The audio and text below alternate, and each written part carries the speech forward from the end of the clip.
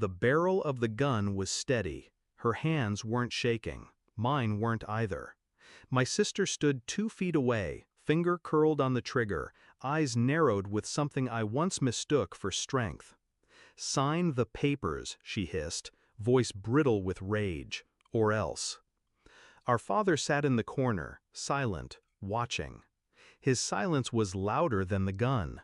I looked at her, then at him, and I smiled. "Look at this," I whispered, sliding my phone across the table. Her eyes flicked down. She went pale. 5 seconds later, there was a loud bang. It wasn't always guns and threats. Emily used to climb into my bed when thunderstorms shook the windows. She'd clutch my hand and whisper, "Don't let go," and I never did. I carried her through heartbreaks, through failed jobs, through every mess she made of her life. Dad called her fragile, Mom called her sensitive. I called her my sister. But fragility curdles into envy, and envy, left to rot, turns into greed. When Mom died, the will split everything evenly: the house, the business shares, the inheritance. Fair, balanced. But fair wasn't enough for Emily. Not when Dad whispered into her ear, convincing her that I was stealing, manipulating, controlling. It wasn't long before the whispers became plans, and the plans became tonight. The first crack was small. I overheard them once, Dad and Emily in the study. His voice low, hers sharp.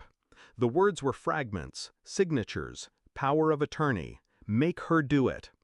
I walked away before they saw me, but I knew. Then the documents appeared, papers shoved across the table, demanding I transfer my share of the estate. The language was neat, polished, dripping with legal poison. I refused. That's when the text messages started. Emily's tone shifting from pleading to threats. Dad's silence, his refusal to intervene, said more than his words ever could. And then, tonight, when they cornered me in the old dining room, gun in hand, paper spread across the table like a ritual sacrifice. I could have panicked, I could have begged, but instead I remembered the camera. The tiny lens I'd installed in the chandelier 2 weeks earlier, after that overheard conversation. It recorded everything, every threat, every whisper, every loaded weapon pointed at my chest. And not just recorded, it streamed, straight to a secure drive, straight to my lawyer, straight to the police. So when Emily raised that gun, thinking power was finally hers, I felt calm. I didn't need to fight her strength. I only needed to show her the truth. The plan was simple. 1. Evidence. Every threat she texted, every document she tried to shove into my hands, every word Dad whispered, I had it all, backed up. 2. Exposure. The moment she pulled that gun, the recording went live. A silent witness they couldn't silence. 3. Timing. I waited until she thought she had me trapped, until she believed the fear would force my hand. That's when I slid the phone across the table. On the screen, a live feed of her, gun raised, face twisted, and a blinking red light in the corner, recording. Her face drained. The color bled out like ink and water. "What is this?" she stammered. I leaned back, calm. Insurance.